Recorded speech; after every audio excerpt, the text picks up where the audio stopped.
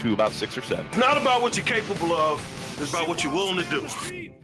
Young Aaron Nagler have wanted a Raven to ride his bike. 100%, absolutely. But I will say, props to Armin because he owns it, right? He's a diehard, and he is like completely in his feelings for why he doesn't want a Raven touching his bike. Now, please welcome from Cheesehead TV, Aaron Nagler and Bill Schmid.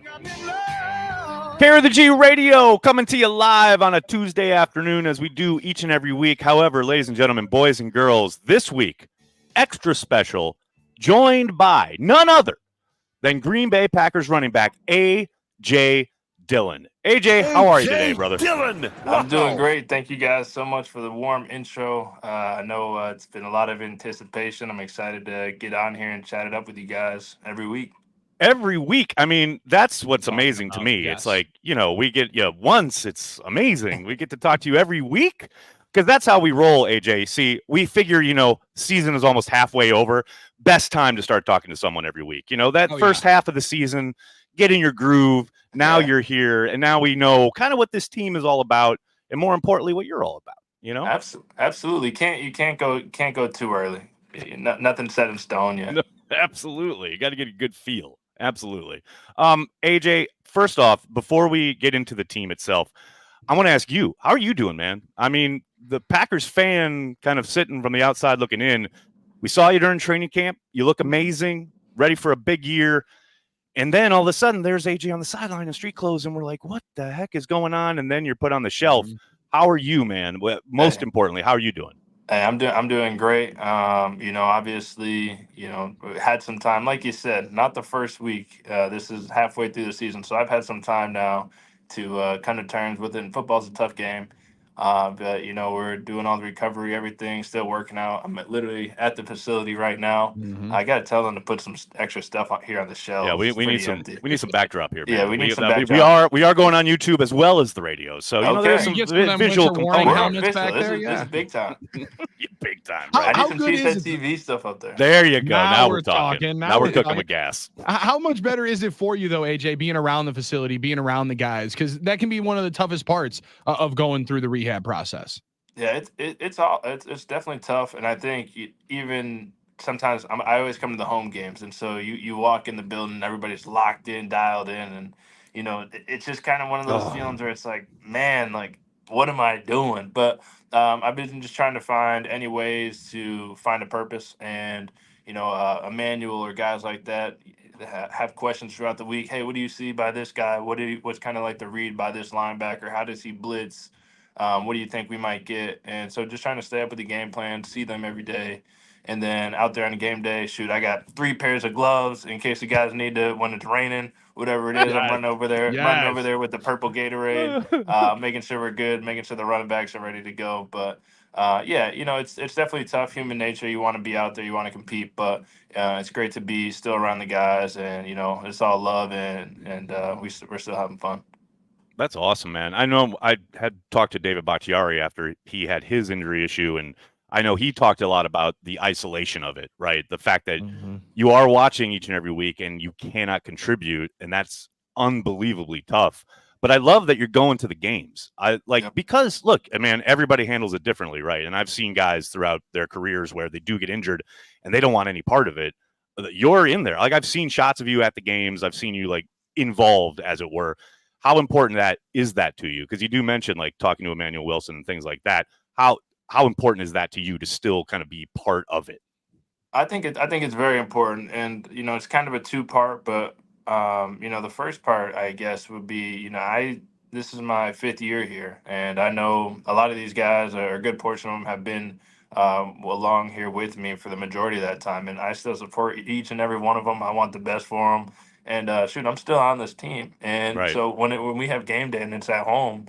I want to be there. I want to be there for whatever words of encouragement or high fives or whatever it is I can provide, or a sense of just kind of somebody just needs to vent a little bit on the sideline. They can't go to coach and come to me and like, hey, I've been there before. I've had a bad play before. I've had a great play before.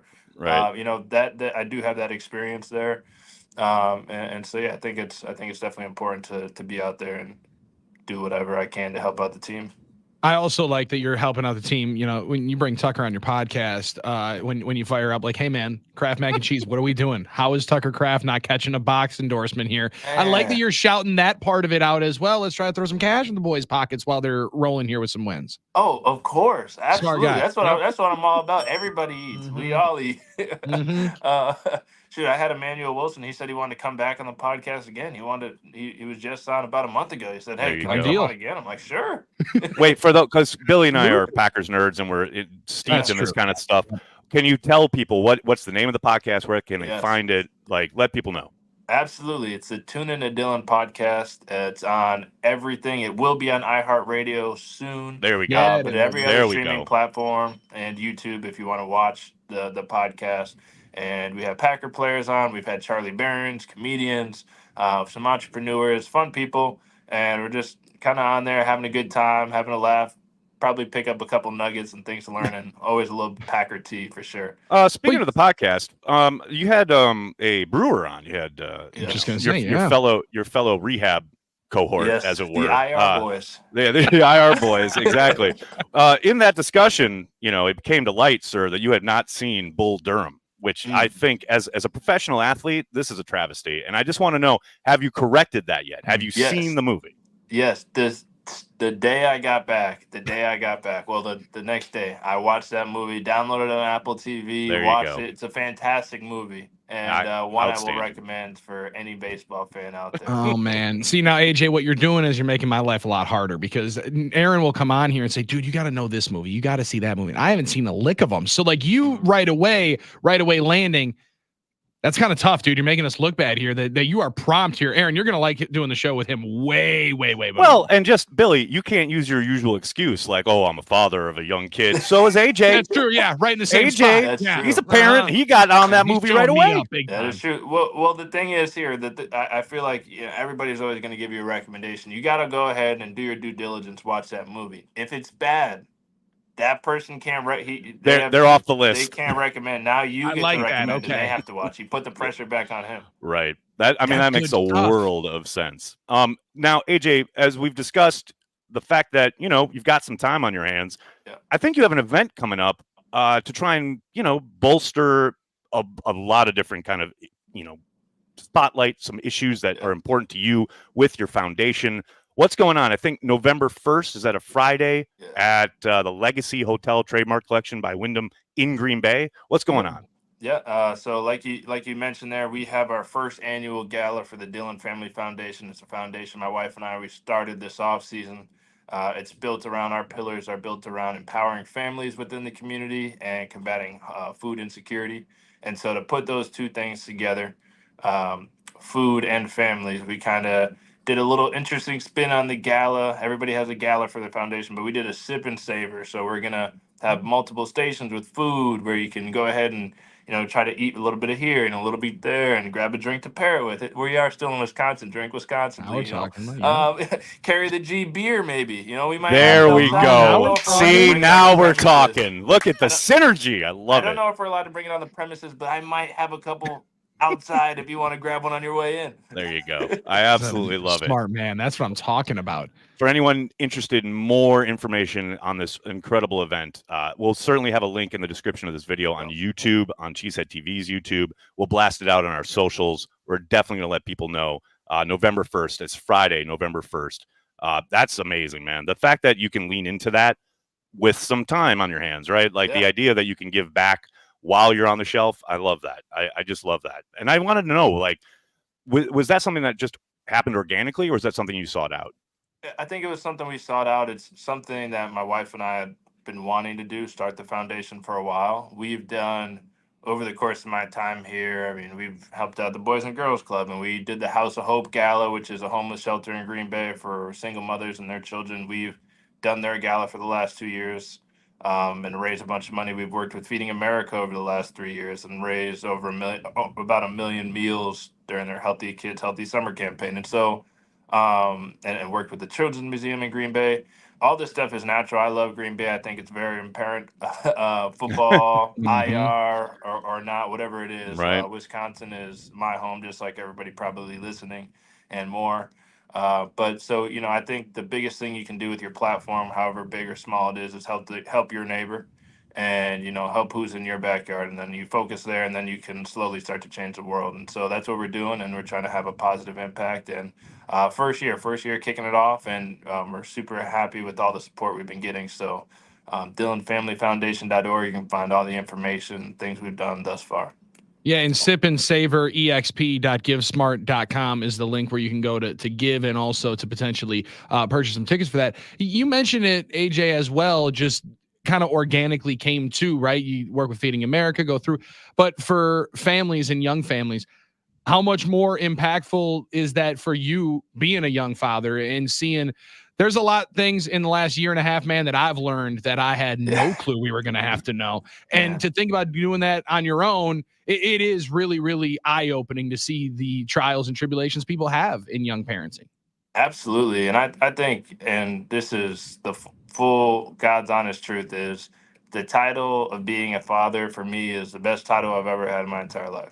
And, there's nothing more, like, if you ask me, my goals is to like be the best dad I possibly can for my son. And, hopefully down the line, a bunch of other future little Dillons running around. There you go. Now we're talking. Okay. We're going to go from man to zone pretty soon. It's all over then. I think it's just important to just, I've been blessed to have a lot of resources to make that happen. And so, the biggest thing I can do is try to provide resources for people who might not have those, who really want to do well for their families and for their children. Yeah, and I had Nags. Now your girls have been around for a while, so you probably had this situation. AJ, I don't know if you have. Last night we crossed a threshold. Youngster slept in the big boy bed last night. Came downstairs. He was a little upset. 2:30 in the morning, and then thank you. I like that. You picking up right away. Didn't sleep very well because I know there's precious cargo right next to me. I'm a mover. I'm a leaner. I'm sitting here like, yeah, that's gonna be okay. I'm gonna get bounced to the couch here pretty quickly if that keeps up though, Nags. I think we got to set that precedent pretty early that can't be an every other night deal. Man, I don't know. Like I've heard so many different kind of versions of like what you should or shouldn't do. All I know, and this is what I always say, and talking about any parent out there, like your kid better than anybody. Like I don't prescribe to what anyone else says or suggests or whatever. So man, your boy. Like if he's cool, you're cool. That's all. That's literally it. Because he was cool. Man, he was cool. I'm sure he was. That's my point. Chilling. You're not understanding. This is about me. It's not about him. No, there you go. There you go. He was living. He was living large, man. He had the 2 nooks. He was in. He was big arms chilling. out. Yeah, always big chilling. Big chilling on Dad's pillow. Oh yeah, no doubt about it. I got to admit, I don't miss that, man. I like being able to get a full night's sleep. I went through that 3 times. That was enough, man. It's good times. I will say, AJ, since you're here, and we'll dive into some football topics quickly, but real quick before we pivot, because I think kind of like lambasted me into this.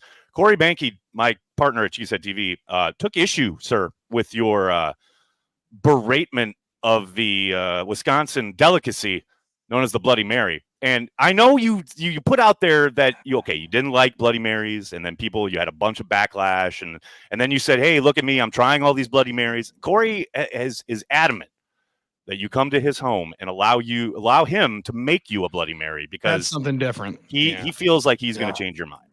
Hey, I am open to trying new things. I want to find a great Bloody Mary. I'm living in Wisconsin. I want to like what everybody else likes. I want to. It just hasn't happened. I went down. We went to the Kohler Food and Wine Festival last weekend before the game, and I tried a couple Bloody Marys there. I went to Whistling Straits and had a bloody.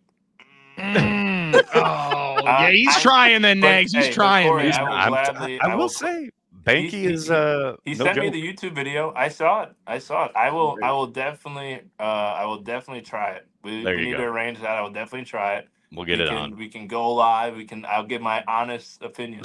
Oh boy, we're playing with fire. Yeah, right there. The honest is a tough one. AJ, it's a good drink. It's not a great drink. It's one of those that you can only have about 1 to 2, because otherwise you are really playing with fire, especially for that noon boom.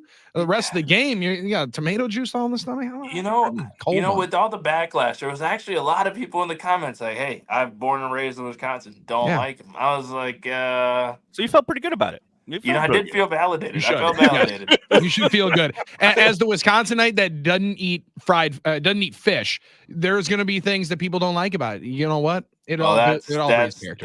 That's a cardinal sin there. Yeah. It is. Oh, that's yeah. It's got to be kicked out of a couple right of there, really Billy. holiday parties that family said, "Oh, yeah, you're not going to be allowed to be at." But as an offensive lineman, you're going to eat just about anything, and that might be one of the stranger parts of it. You talk about those big boys up front, man. They are really working hard, and being able to see the commitment on the ground, and the holes that Emmanuel and Josh have been able to run through. They're really, really working up there, and they've been able to be in sync all out onto the field together. I love it. I love it. I wore a hat in pregame. I wore a camo hat said "Run the dang ball." There you go. I wore there it in. Go. You got everything starts there. Everything starts there. I might be a little biased, but when those guys start getting that push up front, great things happen. Josh is a heck of a running back, as you guys are seeing. Emmanuel is great. Brooks is great. He did a lot of stuff that kind of flew under the radar. He was in there. Final drive. I was getting asked after the game. They were like, "Oh, like why was 30 in the 2-minute drill?" He was in all game. He was blocking on the edge all game. Right. So it was great to see. It's great to see when we get some success running the ball, and then we can really open up our offense there. How tough is that in that situation where you watch that drive, the final drive, when you've been? I mean, it was hard going there on offense for most of the second half, right? And then you've got that. Got to have it at the end of just trying to get into field goal range. I was dutifully impressed with the work Brooks did in pass pro. You've been in those situations, right? End of game, got to have it. I mean, he steps in there and takes on a bunch of different rushers. Yeah. I mean, that's not inconsiderable work that, like you said, doesn't get talked about a whole lot. No, that is for a running back one of the hardest things to do. Probably. The rest is kind of natural. You can always work on your game. You can work on your running. You work on your catching. But the blocking it's a whole nother skill set. And a lot of times coming from college, you're not really asked to do it on most teams. And when I was coming out, when I was at BC, I don't think I ever picked up a pass pro. It was always our job was just to cut. We just cut at my team. That's what the running backs are taught. Right. And so I remember getting here and we're doing pass pro one-on-ones. And I'm like, oh my goodness, I've never even worked this technique before. Right. But obviously you grow and you learn. But that he did an amazing job. And then obviously Jordan was able to throw. And that's that 2-minute drill. And you've been to practices, that's something we work every single day. And so it was great to see Jordan just kind of lock in and, hey, we got to go get this. We're going to go make it happen. And obviously we ended up with the big win celebration. Oh my gosh. Unbelievable. Those Lambeau wins at noon really hit different. The whole day stretches out in front of you afterwards. Yeah, I'm finishing up Packers OT and I see all the cars still in the parking lot. I'm like, hey, this must have been a better celebration than we had in there on the radio show. But listen, I'll be okay with it. You mentioned Jordan right there, and AJ, you mentioned it coming in the same draft class. You guys have been knowing each other for a while. Yeah. Just personally, I got to hear Jaden on Chris Long's podcast talk about just how Jordan is the same with everybody in the locker room. Personally, how mature have you seen him grow over the last couple of years? And he seems like he's lived a lot of life over the last number of years, and he's really, really grown into the leader of the football team. Yeah, I think it's going to be really just right along with what everybody else has said and what I've always said. And, I think he's approached every single thing with tremendous poise. The 2-minute drill is a great example. You can, and I know this is a crazy all over the place analogy, but if you just look at the course of the game that we just had, that's essentially how he's approached everything. We start off all right. There's ups and downs. He's not playing. He's benched. There's the whole drama. Then he's the starter. He had a great year. We're coming back. We lose the first game, and now look at where we're at now. And I think it's one of those things where not too much really sways him and gets him off kilter. And he really approaches everything like a leader. And he's been an awesome job he's done an awesome job at not only being a great leader, but being able to be a friend and being able to help younger players, especially like receivers and we do have a young team, as everybody always likes to point out, to be able to help some of those guys along without just being their friend and not being able to be like, hey, like you got to lock in here. So he does a really good job at, kind of figuring that balance out. Yeah, Matt said Nags. Matt said one time, like you got to be one of the guys at that spot, and that is really, really important. Being able to, like you said, hold each other accountable, but also know when you got to lift somebody up at that spot. Yeah, no, and we I don't know how much time we have, but we did a not to get AJ, too long with it. you keep talking, buddy. Oh, you just perfect. however long Are you you want, kidding man. me? Oh, No. perfect. I'm hanging out. Not to go all the way off the thing, but we had a leadership class at OTAs, and we'll just talk about J Love right now. But we did all the things that we thought made a leader as a whole team. If whoever wanted to be a part of it, it was like an early morning group. You had to come in early, and you could bring your breakfast.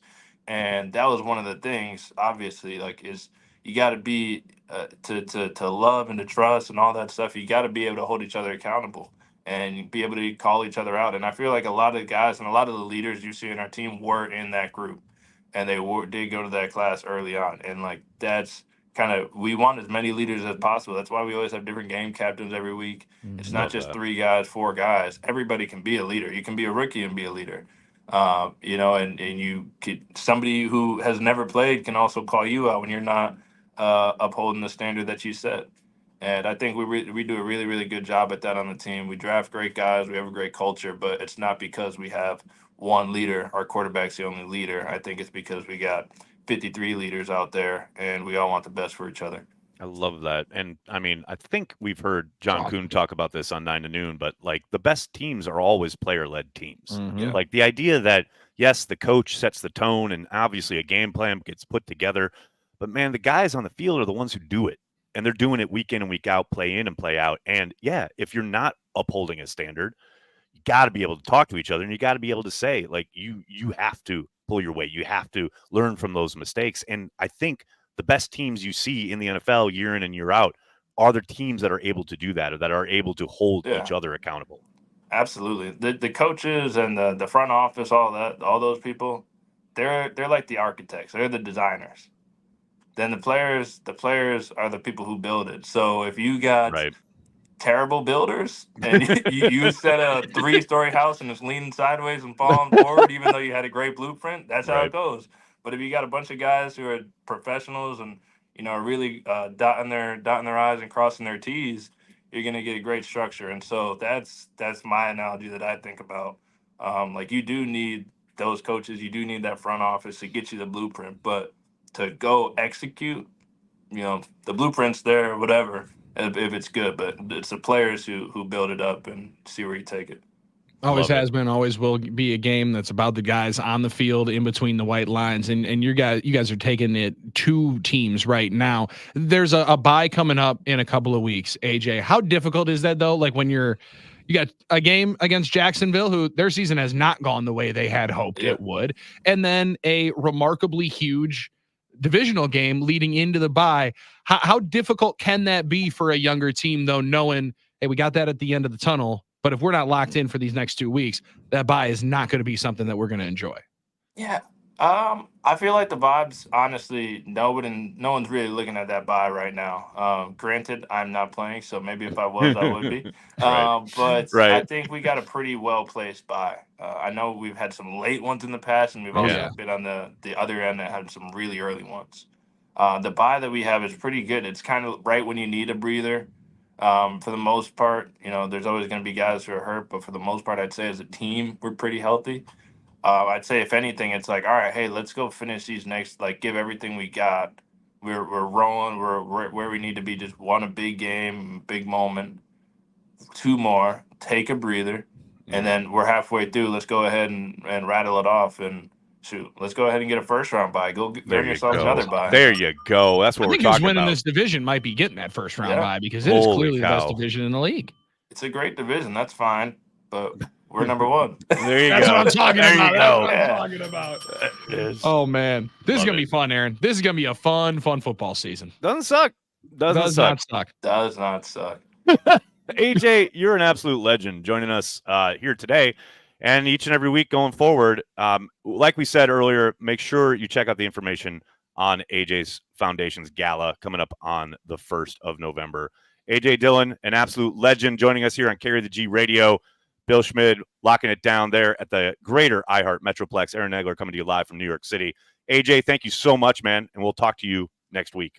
Yes, Thanks, sir. man. Appreciate you guys. See you next week. See you next week.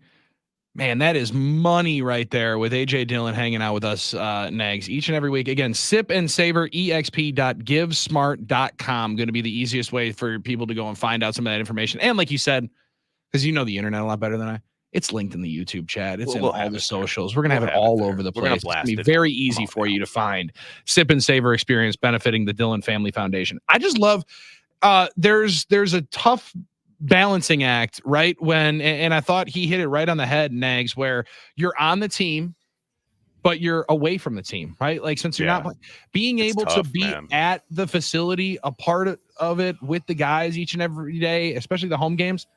I love that. Not only for him and, you know, personal well-being, getting ready and getting back into it. I also love it for the guys to be able to have a dude that, like, have him around. I've kind of had a lot of good plays and a lot of bad plays. I can give you a little something if you need right there on the sideline. That's good stuff to have as a sounding board on game day. How awesome is it just to hang out and talk to AJ Dillon? Like, I was like, awesome. How much time you got? I'm like, just keep talking, man. That's awesome. AJ, we have your time. However much time you have, you let us know. Like, it felt like he would have just kept going for like an hour. I'm like, oh, I'd feel bad holding him here, but man, I love talking ball with him. That doesn't the same suck. Thing. We're gonna have to send him some carry the G though, and then, you know, maybe we can just chop it up for an extended period. That's what I'm talking about. Let's go. There it is. We got a lot of reaction on the comments page, on the text line for it as well that we'll get into. We also got to get a lot of reaction to that Texans Packers game and that win. Oh, what a game. What a game. Fantastic finish and a fantastic viewing party that you guys had. And I also love when, you know, listen, the fireworks can spoil the party. It's never a bad thing in your world, right? I'm all in. I will admit, when we first started doing it, it was a little odd, and it did kind of, I don't know, it was weird. It was just weird to know that there's a touchdown coming already while you're watching the game live. But I've gotten very used to it, and the fireworks soothe my soul at this point. It does. It does. Soothes the soul, kind of like carry the G. Ooh, that cream ale will soothe the soul of Packers fans. Going to be a great weekend for it, and Carry the G Radio is on your radio and on the iHeartRadio app and YouTube with Aaron Nagler and Billy Schmid. More of it coming up right after this.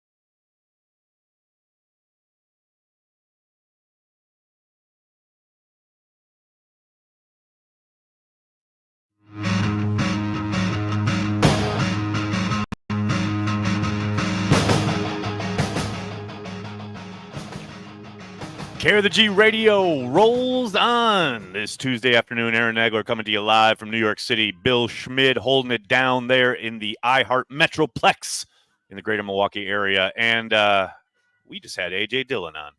That's we amazing. just talked to AJ Dillon. That was pretty great. It really was, and a lot of people loving it on the comments and on the text line, Nags, for good reason. It really has a great attitude about the situation being in. Also, I just love a dude that is about ball and about his teammates. I had a friend of mine text me something that would have been a good one, and we're going to be able to ask him a lot of different questions throughout the rest of the football season. But along the show, carry the G. Yes, how sir. important is that for him now as an adopted Wisconsinite to be carrying that G? Because it's clearly a very, very important part of his future as well as his story, and hopefully going to be a part of this fandom for quite some time. Absolutely love it. I love having him involved. And yeah, you talk about a personification of carrying the G. The man has really adopted Wisconsin, the Green Bay area, obviously Door County, as part of his, humanity, as part of his person. Totally. And Yes. Loved having him on the show each and every week. And yeah, to your point, we got a lot of weeks ahead of us to talk a lot of ball and ask a lot of questions of, a preeminent Green Bay Packer. I'm excited. I'm thrilled. I'm also thrilled with the W the Packers got on Sunday. Hard not to be. What a game. What a game, Billy. That was a roller coaster, to say the least. And to watch a game play out like that one did, where the offense just could not get out of its own way in that second half, and you're thinking each and every time the defense goes out there, can it hold up again?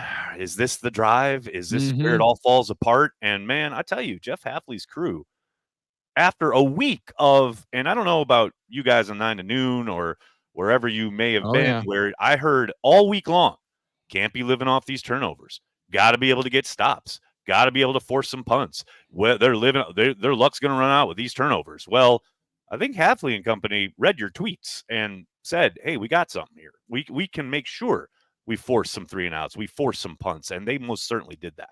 Yeah, in Negs, I thought the creativity of it was maybe my favorite part, right? Like some different things and some different wrinkles that we've been waiting to see were unearthed, right? Like we saw Rashawn Gary lining up over the football a couple of times, bouncing around. That. Gosh. So many more of the picks and stunts that we saw against Tennessee worked so well for 8 sacks.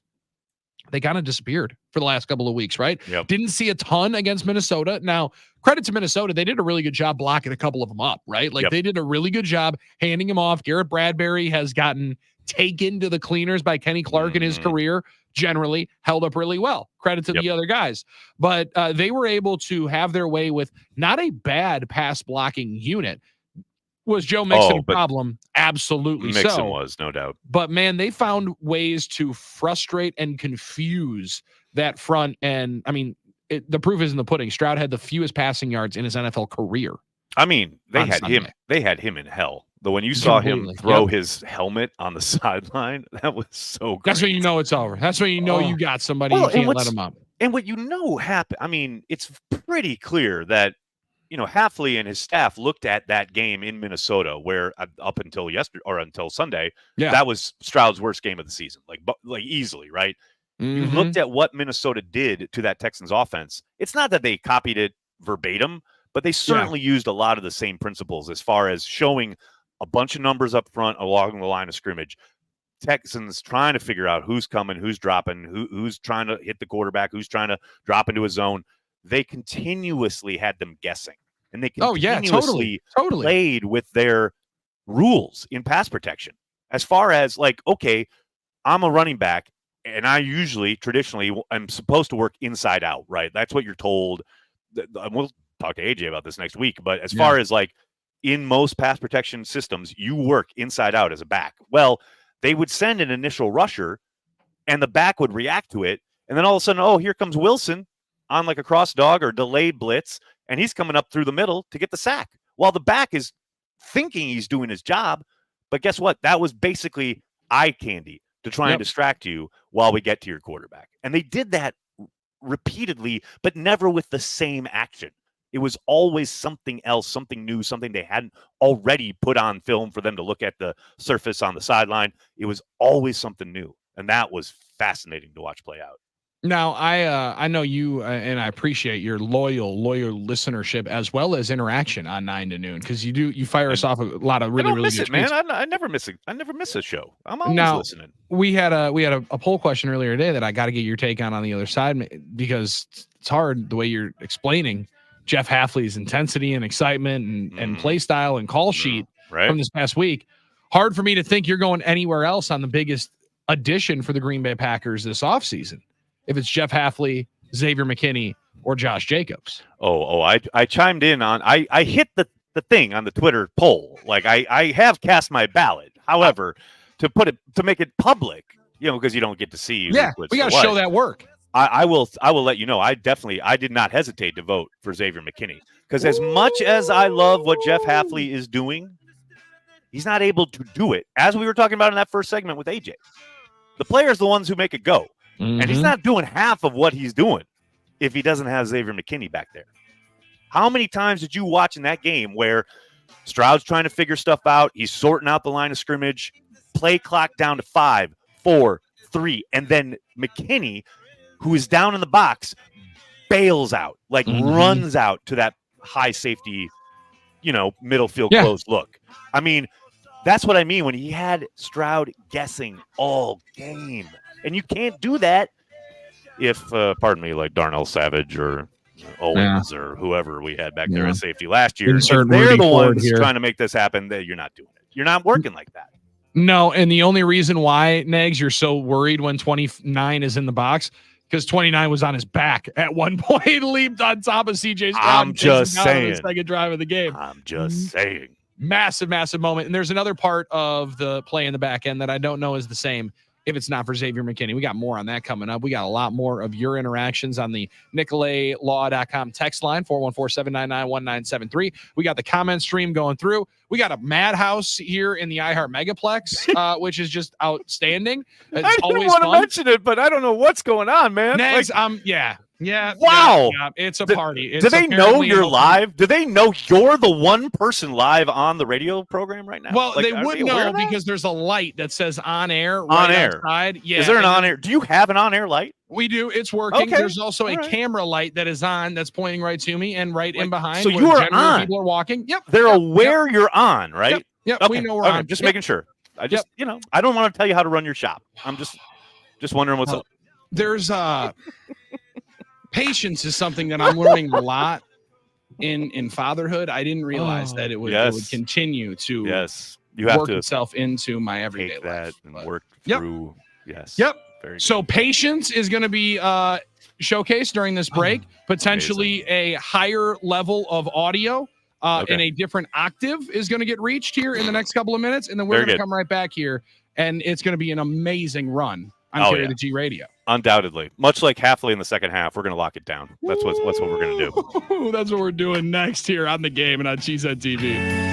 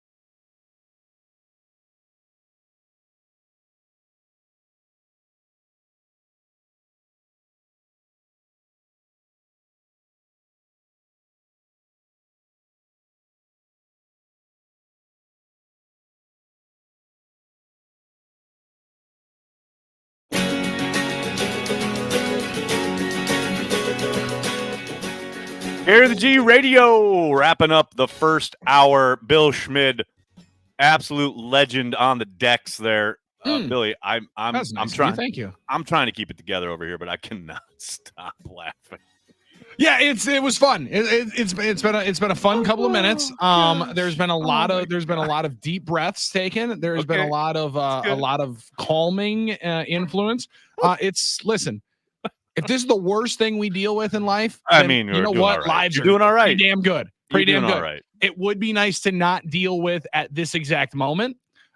Every Tuesday, while we're in the one spot that 500 plus people are streaming us through their lunch break, hanging out, watching AJ Dillon, first time hanging out with us. But listen, that's all's well that ends well. I get and it. This show is going to be in amazing. radio. People aren't thinking of the visual aspect of things. I understand. I cannot stop laughing. It is 2024. Yep. We could be thinking about the visual portions of the medium, but yes, I'm right there with you. The longer we're in radio, sometimes you forget that the addition of video has really changed the way people consume your media, consume their media, and why they consume their media. And I just we get a lot of people that enjoy the natural banter and reaction of being able to hang out and see us each and every week. And it's nice when there's apparent additions to the party that randomly pop in at any given time. But that is neither here nor there. I am gonna no longer, as Ain't Easy Being Cheesy popped up here, said Billy, keep an eye on that guy. Well, listen, I think the glare of what are you doing in here and the do not enter sign that I just put out onto the studio wall, if that doesn't work, do you mind? I don't know what will. Can I tweet out the sign? Oh, absolutely. Yeah, absolutely. I cannot. When you for those of you listening, and I know it's an audio medium, so there's lots of people probably like, what the hell are you talking about? Some gentleman came in right behind Billy while he's on air, rooting around behind him for a good 2-3 minutes. Don't know what he's looking for, but it was like another day at the factory, just hanging out while Billy's live on air on camera. It was talking to tens of thousands of people hanging out, celebrating 10,000 watt radio station, few of those across the state. And, it is what it is. But luckily, as we fight through that adversity, Nags, we wouldn't be doing our due diligence if we didn't add a little adversity to our day in and day out, right? Because we celebrated on the football field. Absolutely. You got to fight through it and win. Got to be able to adapt or die, man. That's what we do here at Fair the G Radio. Yep. And we roll with the punches. We got to adapt on the fly. We're going into halftime pretty soon. We're going to make some adjustments. We're going to come back in the second half. We're going to be stronger. We're going to be better. We're going to dominate, much like the Green Bay Packers did on defense on Sunday. See, that's how you do it. You bring it back to the game, Billy. You bring it back to the game. Although I will say, we'll talk about this on the flip, but I just want to say, how Matt always talks about it takes all 11, right? Yes. And yes. We've heard a lot, and I mean a whole lot, about Jordan Love's interceptions. And are they a problem? Is he going to grow out of them? Et cetera, et cetera. Well, that second interception, which is the one most people I think have pointed to, like, oh my gosh, what is he doing? What is he thinking? And Matt saying we got to put him in a better position, et cetera. Well, what also would help is if your right tackle who's having an all-pro type season doesn't get beat immediately off the edge. You're thinking as a play caller, oh, he's going to lock that down. They get paid too. Those defenders are not sitting there going, oh, yes, by all means, run your play unimpeded. Like, it happens. These things happen. And now, yes, would you like Jordan probably to either throw it away or just take the sack? Yes, but there's a million things going on, a million miles an hour. I'm not killing Jordan Love while, he probably thought, I got Zach Tom over there. He doesn't get beat. Like, he just doesn't. But guess what? Zach Tom got beat. Yeah. It takes all 11. And Nags, I think it's a beautiful illustration of a play that is right there, right? You're trying to high point the ball to your tallest receiver, go up and get a guy in a little bit of pressure, can change just a little bit of the timing to it. And the interceptions are getting a lot of run, understandably so. Right. I do think it is a fun case study for a thought that I've had in my mind percolating for a number of years here, where Brett Favre's name has come up a lot of different times. And I don't know how you view it. There's a little bit of slander towards Brett's play that I feel is not getting the just due for how great of a player he was with the interceptions that came along with it. I didn't know you'd be able to play that style in 2024. That being said, they're not playing that same style in 2024. No. Now, are the numbers close? Yes. Pretty similar. But I thought Rob Reichel did a great job of just illustrating where the touchdown to interception ratio was in the time in which Brett was playing, which he was still three-time MVP. Hello. And way higher than the 1.2 to 1 touchdown interception ratio on NFL average at that time. He was like 1.65 to 1, right? Like, so markedly better than everybody else at that time, where I don't know you're able to throw 20-something picks in today's NFL.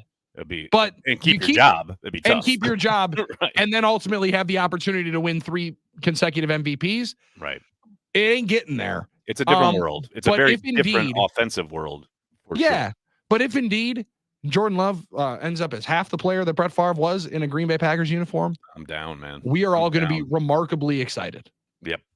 Well, here's the thing, and it's so unfair to Jordan. I understand that these are the 2 guys who came before him, so the Rodgers and Favre thing is always going to be talked about. I don't think he's ever going to be able to escape it, unfortunately. Hopefully, at some point, he leads the Packers to a Super Bowl victory of his own, so he can kind of cement his own thing. But there's no doubt that he's always going to be given those comparisons. And if he's having a great, clean day, it's going to be Rodgers. And if he has a couple picks a pick, it's going to be Brett.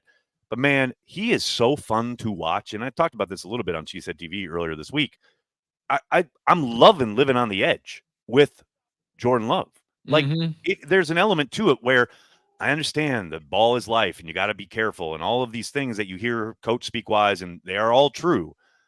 But, man, you don't get that amazing play to Tucker Kraft if you're being careful. Nope. You have to, well, not have to, but Jordan will push the envelope a little bit. You are going to live on the edge with him as your quarterback, and I am here for it, man. I would much rather watch that than, okay, he drops back, there's nothing there, and he takes the sack. How many times have we sat there and yelled, just throw it? Well, guess what? Jordan just throws it, and sometimes you get some ugly plays, but more often than not, you get some incredible throws, and that's why I come out to the ballpark. That's why I turn on my television. I want to watch a guy who can do amazing things. I'm all for it. And he plays for my favorite team. Yeah. I'm all in. I love it. Yeah, and he does seem to, and I appreciated AJ's answer to the question, because it's a very, listen, they tell us don't ask leading questions in journalism school. I asked him a very leading question. Hey, tell us why your quarterback's a great guy. You went to journalism school? That's what they tried to call it. Right, like, don't ask leading questions. Hey, can you tell us why your quarterback's a great guy and why people love hanging out with him and playing with him and celebrating him?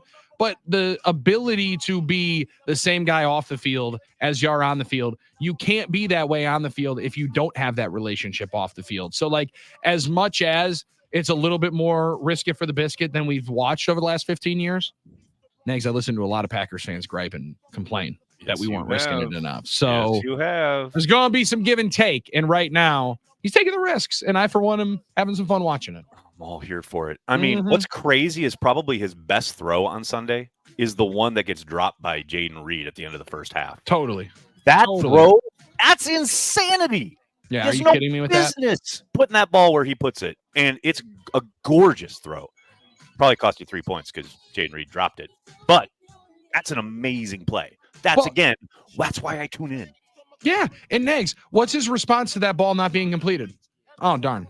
Yep. Right. Like, okay, sweet. Let's go get the next one. That's pretty remarkable stuff to be able to have. You know, it's remarkable that we've already done an hour. Now it helps when AJ Dillon just roars for 25 minutes and gives us one of the best segments. And then it's like, I don't know how much time you got. It's like, dog, you can talk for an hour. You can talk as long as possible. We make these commercials work around you, Mr. Dillon. That'll work. Hour 2 of Carry the G Radio is on the other side. He's Aaron Nagler. I'm Billy Schmid. You're watching on 97.3 The Game and Cheesehead TV's YouTube page. You're watching who else is going to end up showcasing themselves. Could be anybody. Could be anybody. We'll get Red Hot Tim Scott in there pretty soon. I'm excited. We're working on it. It's Carry the G Radio on The Game.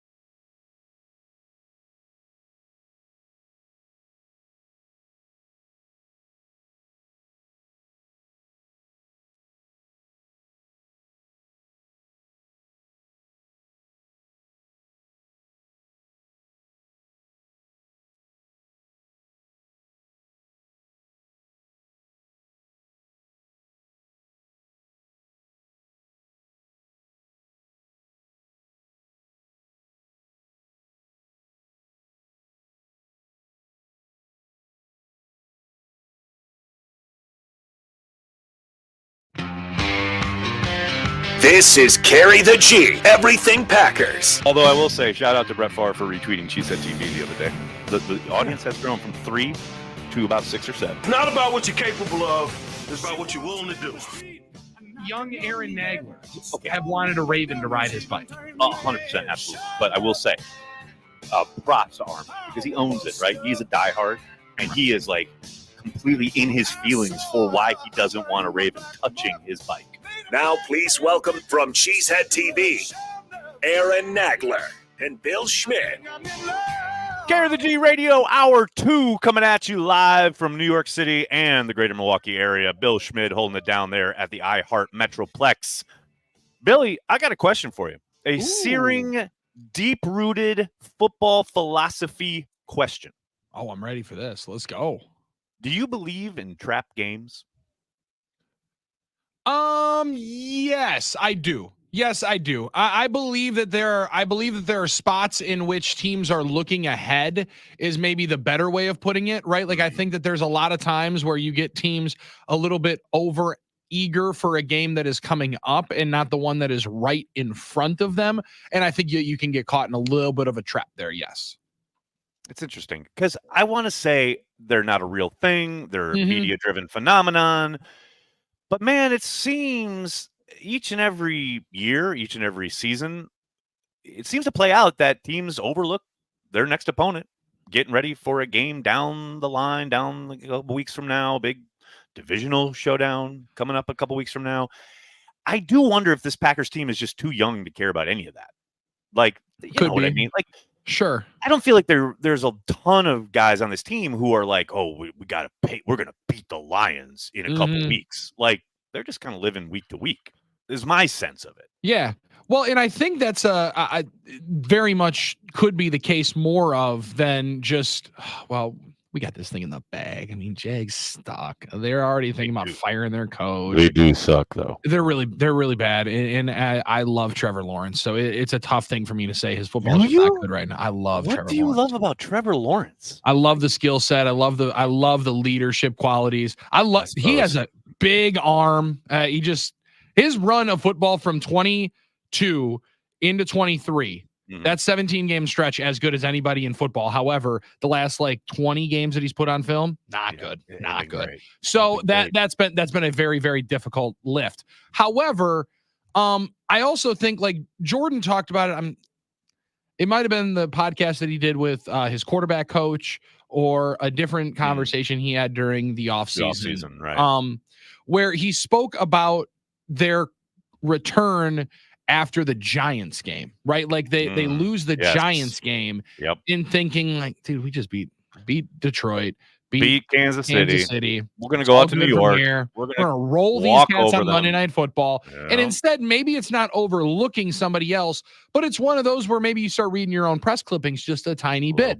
Start worrying more about being healthy at the right time instead of being able to win each and every game in front of you and respect each team the same way. So I think that to me is a lot of more maybe how you're viewing yourself than necessarily what you're viewing of the other team in that spot where you then get tripped up. You know what I'm viewing right now is Mr. Zach Bauman in the comments here saying he's enjoying a Carry the G beer right now, here, live, enjoying a Carry the G beer. That's what I'm talking about. That's how you're living life right there. Kind of surprised you're not enjoying one right now. Well, a lot of ball game left, Billy. A lot of ball game. That is true. That is true. There is a lot of ball game left. Also, we have the weekly Cheesehead TV happy hour tonight, so I can't start too early. You know, those days stretch into nights, stretch into long nights, and I'm not can't roll like I used to, Billy. Well, and the thing is, I think my favorite part about the happy hour is rarely is it an hour. Right. Like it generally turns into a much longer than just an hour if you start thinking, all right, we're only drinking for an hour. Yeah. You usually have a different pace than you do of, hey, this is going to turn into a 2.5 hour ordeal. And all of a sudden I've been drinking at that pace. And then tomorrow morning, holy cow. It's like, oh, Aaron, what's going on here? And guess what? I got, where I have to be tomorrow morning, bright and early, joining Zabe right here on these Hero Airwaves. Yeah, so I can't early. Can't be playing hurt. You know what I'm saying? So that's an early show. That's an early show. I think 9's early. That is an early show at 6 a.m. I thought where it helps me out though is the time zone. because they're like, "Oh, can you join us at 8:20?" I'm like, "Oh, that's 9:20 for me." Like that, I can work with that. We can Like, probably I can do work that with one. that. So if it was like, "Can you join us at 8:20 Eastern?" Like, nah, it's probably not. No, it's probably not That's going to probably not work. gonna happen, Guys. dog. Sorry, Probably. fellas. Sorry. Appreciate the ask. I I really do. really appreciate the invite, but yeah, probably not gonna happen. I At appreciate you 8:20. wanting me on the show, but that's Yeah. just not going to happen. Just No. 8:20. No, sir. No. Now, no. I also think that's where we read into some of the YouTube comments here about this team that's coming up in the Jacksonville Jaguars. Jake had Ben Johnson going to Jacksonville in the offseason. Now, that could be a part of the next two opponents, and I don't see it, Nags. There's no way in heck Ben if I got Johnson option, has that's had where I'm going. every opportunity to jump in these last two hiring cycles. Legit had, but apparently, reportedly, Washington ready to hand him the job.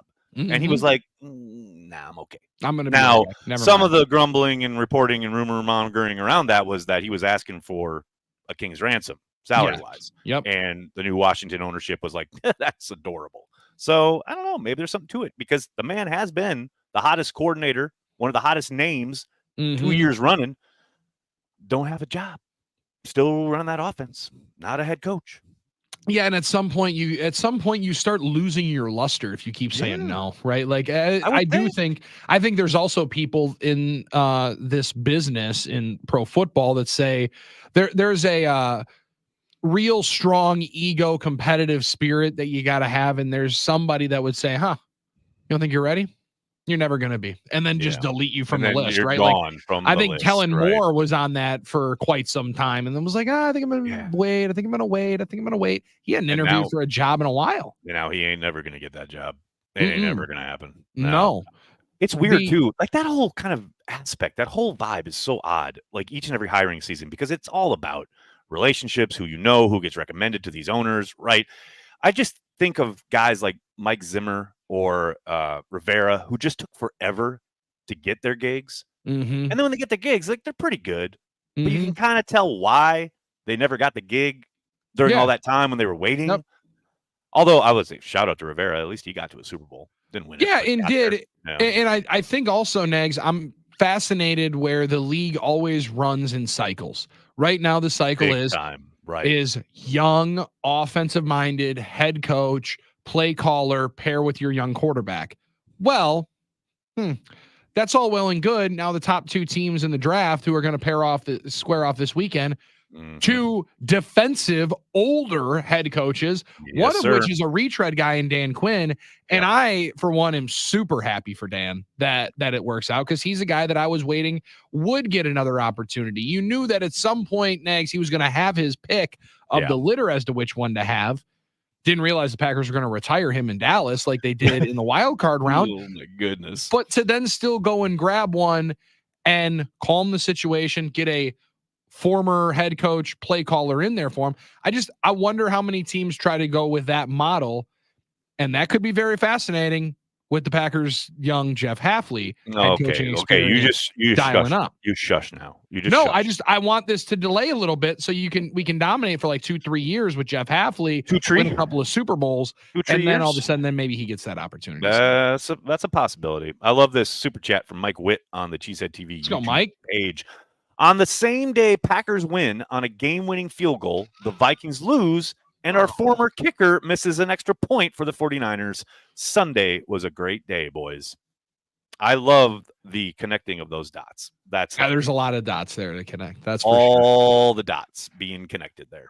And hey, you're right. Yeah, anyone saying they ain't living like for Schadenfreude on a NFL Sunday is just telling you lies. I mean, I watch Aaron Rodgers with the Jets just so I can watch him throw interceptions. It's hilarious.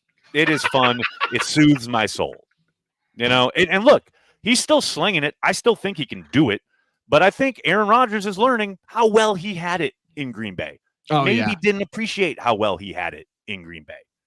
I also think we're realizing that maybe the anomaly was Tom Brady playing till he's 45, right? Like maybe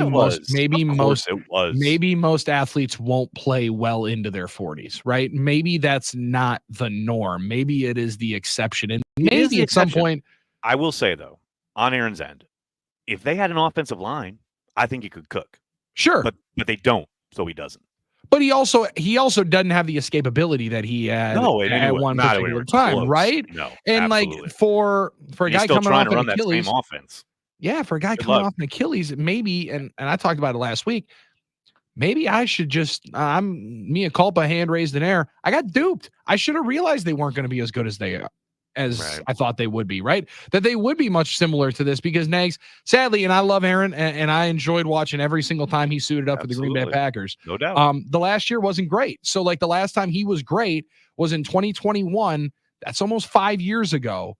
And if you add in a reconstructed Achilles, a horrible offensive line, and an offense that was cool and good like 12 years ago, man, it's a dangerous concoction to be running there in New York. Talking about an offense that was good 12 years ago, did you see Jerry Jones legit lit up Mike McCarthy on the radio? I missed that today. Oh, dude, I'm just dying. Oh, no. I'm dying. Wait, what was the? Oh my gosh, Jerry Jones really said Cowboys coach Mike McCarthy is designing bad plays and bad concepts on offense. Jerry, you hired a dude who's been running the same gig for like a decade. What did you think was gonna happen? Like, I can't. Man. It's hilarious. That's why ruthless on that radio show. That's why, like, as frustrated as I might get at times with anything that happens on the offensive side of the ball for the Green Bay Packers, like, and it's certainly on Sunday against the Texans, there was plenty to be frustrated about. Even then, all you got to do is watch some of these other teams and go, oh, well, we have one of the best offensive minds in the game designing these plays, calling these plays, putting together a game plan in Matt LaFleur. Like, we should thank our lucky stars. Go watch offensive football in some of these other cities, and you will get an instant appreciation for how good, how creative, how forward-thinking LaFleur is. It's incredible to me. It's incredible because how many times am I going to watch the same static West Coast nonsense that worked 20 years ago maybe and try to work that in 2024 with these defenses and how multiple they are and how athletic they are? Good luck. No, and I get that. A lot of it, though, if you're watching the Jets, you're seeing a lot more of it. You're not seeing it a lot elsewhere around football, right? Like, Broncos are phasing out and changing the way that Sean Payton is running offense, right? Like, so, like, some of these older play callers have gotten much more creative. And Kuhn talks about it really, really well, where there was a time in which the Packers have been the most forward-thinking and continually adjusting and evolving offense that there was in the NFL. And then all of a sudden it was like, we're going to simplify it and go back. And he's like, wait a second. Well, maybe. And then it was oversimplifying to the point of where it's like, well, now we're not creating anything. We went from one of the most difficult offenses to game plan to one of the easiest offenses to game plan. And that's the offense they're running. That's a difficult spot. I do think and bring it back to the Packers and Matt LaFleur that you mentioned, we're seeing it, I think, slowly but surely. There's a different tone, a different style of his offense that is different than the Sean McVay, is different than the Kyle Shanahan. Like, as much as that is still the early origin of it, of Shanahan in Washington, a dozen years ago, they've all now slowly develop their own style to it, where Matt's is much different. It's much more shotgun based, at least from what I feel. Much more shotgun based. Yeah. However, they do a lot of the under center concepts while in the shotgun. Maybe that's because of the knee for Jordan, but it has been very, very fun to watch the evolution of his offense compared to those two guys. It's funny you bring that up. I got asked about this yesterday on my live chat at Cheesehead TV about the fact that there was a lot less, noticeably less, kind of play action work against the Texans. I thought about it, and I'm like, that makes sense against a team that has been one of the best in the league at getting after the quarterback. You don't want your quarterback turning his back on one of the best pass rushes in the game. Because in the moment, this is my point when I'm talking about frustrations. Like, in the moment, I'm like, run the ball, work play action. What are we doing? But then you sit back and you think about it, and you're like, oh, wait, yes, I want my quarterback with eyes on the rush and being able to utilize whatever he needs to at the line of scrimmage and not be under center turning his back and all of a sudden he turns around and there's a guy in his lap, or any number of things that could go wrong. I understand, designing a game plan that doesn't play into your opponent's strength. Totally. That makes sense to me. Yeah, it does. And to see them do it more times than not, far from just encouraging, but it just like shows that they have a lot more weapons that they could utilize, and they find ways to be creative with it. Now, Nags, there's going to be people, and I don't know if you've already fired off the yes, no, maybe. Oh, I know what you're about to ask. There's a weapon that a lot of people are very, very excited about because Diana Rossini 20 minutes ago she did. Put out a message that the Los Angeles Rams are actively having phone conversations and calls about trading Cooper Kupp. They're willing to pay some of the 2024 salary in search of a second round pick.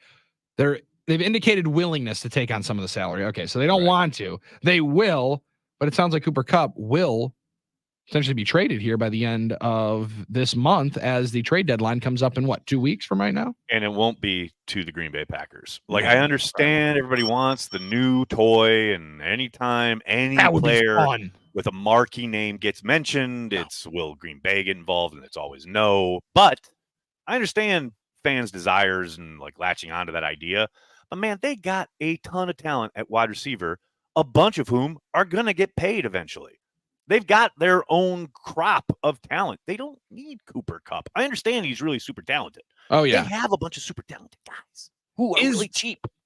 Is there a position group that you could see them adding to, though? Because, like, I'm with you. The wide receiver room is probably the last that I can see them adding to, and probably the toughest one for them to add to. Because they already added a quarterback. They don't need to. They don't, yeah. Well, I will say, though, it's always funny to kind of read this from the outside looking in because we, as the public, say, oh, they're set there. And I just say that about the wide receivers. Like, they are set there. The one kind of wild card, though, is if Brian or the GM, whoever it might be, perceives the player on offer as special, as blue chip, as he's a field tilter. Now, I don't think Cooper Kupp is that. I know he's insanely talented, but I don't see him as a cut above Jaden Reed, just to throw a name out there. Yep. So I don't think, a second round pick that's awfully rich, especially for a team that wants to draft and develop. Now, that said, we all thought the Packers were settled or set or, oh, they're good at running back, right? This is prior to the whole Josh Jacobs, Aaron Jones switch, etc. But then what comes out, O'Brien did make a call about potentially looking at Jonathan Taylor in Indianapolis and adding him. You know what I mean? Because he was on offer. He was on a trade block. And, hey, to Brian's eyes, apparently, that's a blue chip player and someone who might tilt the field. Now, as it transpires, went out and got Josh Jacobs and said in free agency, etc. We all know how that played out. But sometimes we look at the position group and we look at the depth and the talent and think, okay, they're set there. If it's a special player and it's someone that the GM thinks, okay, he's going to make an insane difference, well, maybe they make that call. Well, and also in every conversation. Yeah, he wants to be in every conversation. And I also think the contracts are always a unique part of this, right? Now, Kupp's got an out at the end of the year with $22 million in dead cap. He's got a $28 million hit next year, 27 after. It's a lot of money, absolutely so, for a 30-some-year-old wide receiver. But if you mention it, if you do mention it, that they think he's a field tilter, and then that you have cost certainty if you believe some of these other guys that are going to come up in contracts is different. Like that, the deals and the numbers, the money is also a part of what they'll look here. Don't believe they'll look at Cooper Kupp. I do believe they'll look at a couple of different position groups. Wide receiver is just not one of them. I absolutely agree. And the thing is, too, is like when you're talking about trades, you got to remember, and I know that's exactly what you're just talking about. You're not just trading for the player. You're trading for the contract, whatever it is, wherever it stands, and whatever they want going forward. Because usually when these guys are on offer, they become available. It's because they want a new deal. And that has to fit into your structure. It has to fit into your cap going forward for the next 2 or 3 years. More often than not, the Packers just aren't going to touch that. Yeah. Now, there's a couple of people that have already asked for a couple other potential wish list candidates that we can run through on the other side, which would be fun. But we also got to talk about this game coming up this weekend. In the land of brunch, Jacksonville, Florida is a great spot to go get some chicken and waffles. It might be a great spot to go get a Packers victory coming up this weekend. And Nags, I got a feeling it's going to be a lot of cheeseheads at Everbank. There are. I will say, though, state of Florida has not been kind to the green and gold. It's not been a place where traditionally the Packers visit and just look fantastic, come out with a victory. Now, they've done it, obviously, but it's usually a really a tough place to play. No matter where it is in Florida, there's something about that state. It doesn't sit well with the green and gold. I was at TIAA when they lost 38-3 to the New Orleans saying. Saints, which was Yes, an sir. exhilarating start to the season. So their trip back to Duval County hopefully goes better. Our trip on the other side going to be elite because it's Aaron Nagler and Billy Schmid on Carry the G Radio on the Game and Cheesehead TV. And you hold me, and we are broken. Still, it's not it. I wanna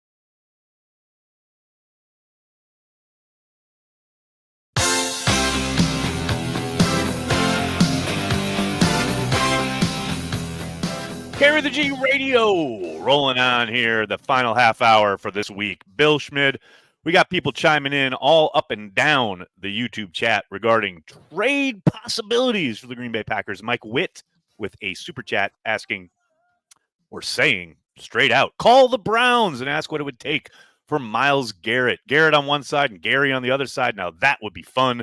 Yes, and then we would wake up from the dream we were having, because that is not ever going to happen in reality. But it's fun to think about. It is. That would be no really doubt fun about on Madden franchise mode too, though. Nah, Like you could just hit that force trade. Yes, come on now. Force trade. I struggle here, Nags, and now maybe I'll be turned upside down with this, but I do see like a team like Cleveland. It's difficult for them to just ship off Myles Garrett, right? Like now I get in just on the surface, it would make a lot of sense because their team's going nowhere fast. Yep. And he's very expensive. And he's one of the best players in football. However, you have an organization who has so much money dedicated to one of the largest anchors in professional sports.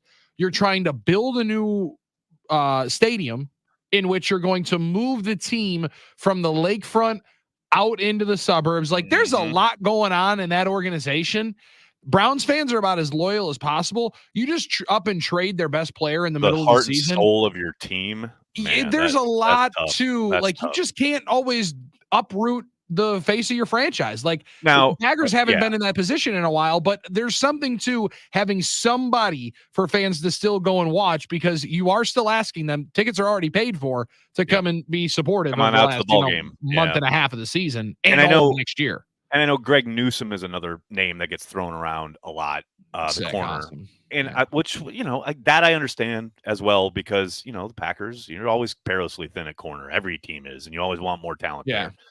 But again, I think most likely, probably, and would, if he was seriously to be considered as trade bait, or if the Browns were to take those calls, I would suspect probably too rich for the Packers' blood.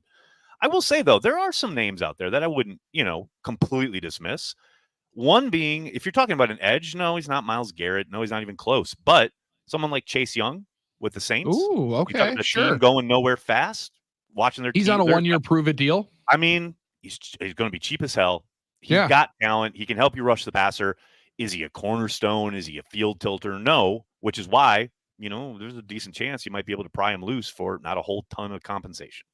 I like that. That's the kind of thing I could see happening.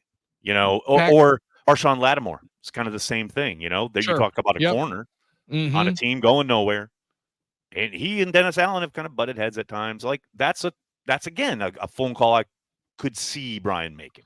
Would you be the secondary that talks the absolute most of any most trash ever in the history of the game, with Marshawn Lattimore on one side and Jair Alexander on the other, and then throw Keyshawn Nixon into the slot there? Holy cow.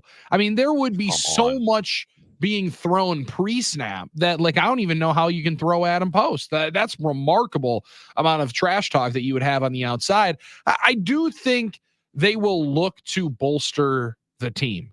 But to your point, Nags, and I think this is something that we've all kind of come to grips with, a lot of Packers fans are Brewers fans, right? You understand the kind of bargain basement shopping that you do around this time. It doesn't always have to be, and a lot of times the most impactful additions are not always the biggest names, and the ones that come with the most excitement and fanfare. I mean, how many times have we, as Packers fans, pined for a big name player, only have the Packers like pull off some dude from another team's practice squad that we've never heard of? I mean, or offer Odell Beckham Jr. the league minimum. The last time they won the Super Bowl, they literally did that. Marshawn Lynch was the hot name, and everyone wanted the Packers to trade for him. They don't. They go, I can't even remember the guy's name, much to my chagrin. But they pull off a guy from the Atlanta Falcons practice squad instead, and who doesn't end up being very, materially important. Awesome. But that's the move Ted made, right? That's how the Packers operate traditionally. Now, Brian has certainly shown a little bit more aggressiveness. He's been a little bit more kind of ruthless in that regard. But, if there is something to be said about trading or not trading, we actually talked to Brian about this exact subject on Packer Transplants this offseason at Cheesehead TV, where I kind of asked him, because it does seem like he has, more often than not, set a firm price, right? His price that he is not going to deviate from, no matter where negotiations may end up going. And more often than not, his walk away point seems to have been correct, because whether it's Will Fuller back in the day, any number of guys that you could kind of, that there were talks about, the Packers are going to do this. Chase Claypool being another one where he wasn't going to go above his set price. And by doing so, he avoided taking on a bad fit, bad contract, whatever. And it seems like, again, more often than not, he's been correct. And as our friend Soder in the chat here, longtime Care of the G Club member at Cheesehead TV, says, Packers could always go get John Hadel again. Sometimes the best trade is the one not made. Not incorrect.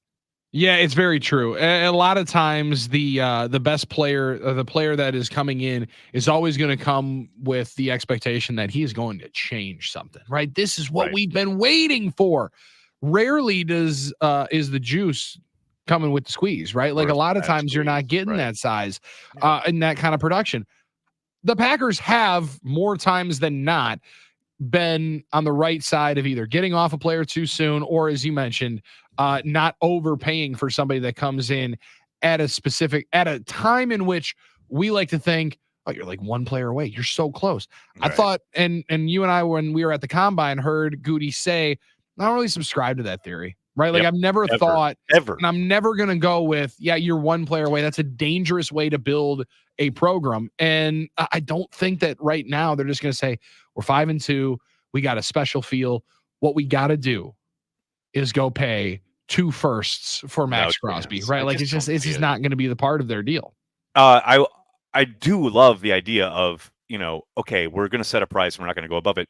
Also, sometimes, okay, we've got our own talent that is going to be joining us sooner rather than later, whether it is a Devontae Another Wyatt good point. Yeah, no doubt. Back, or think about on offense, you got Luke Musgrave, hopefully coming back at some point. Marshawn Lloyd, who we have not seen anything out of yet, but if he can stay right, he looked promising in camp.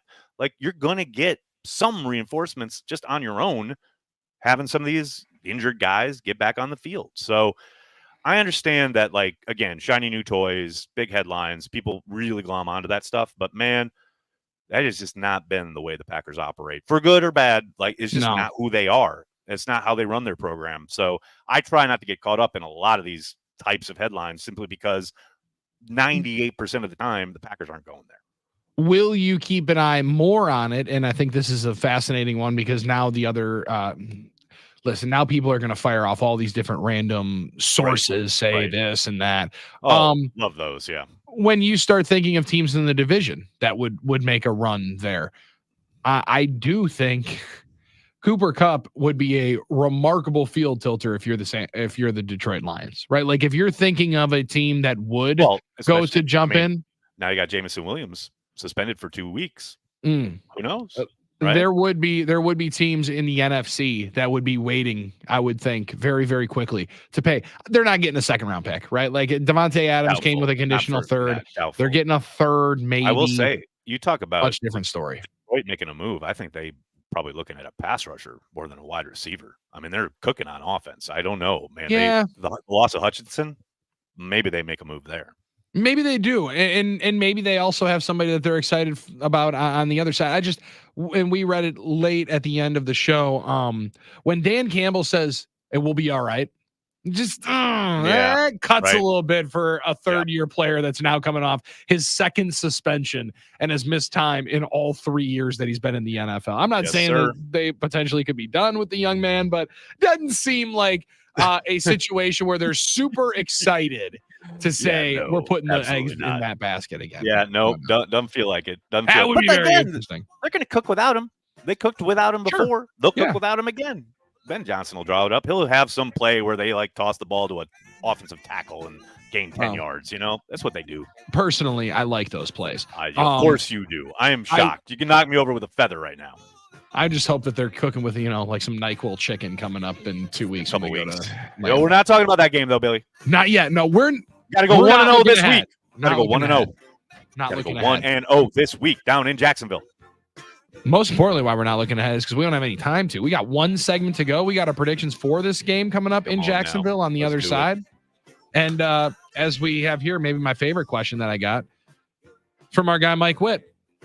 Wonder if Goody ever had a carry the G. Well, he's a Wisconsinite. Yeah, he's probably had a couple of carry the G. I cannot confirm nor deny. My source tells me that, yeah, he has. So that's all you need to know.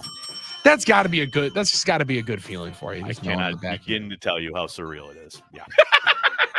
He's the best. Lives one of the best lives around as a Packers fan. He's Aaron Nagler. He carries the G every single place he goes. I'm Billy Schmid. It's Carry the G Radio on the game and Cheesehead TV.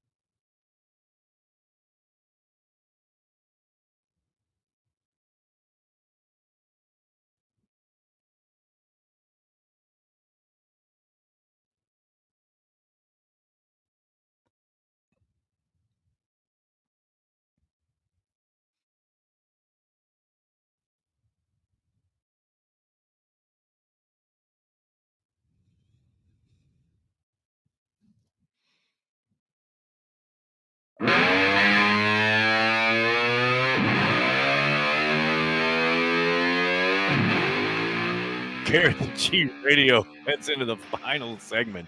Billy throwing it down on the decks. Aaron Nagler coming to you here live from New York City. We got a game coming up down there in Jacksonville. The Green and Gold traveling to the state of Florida, where they have not been outstanding historically, but this is a team they should, and I emphasize, italicize, underline, should be able to take care of.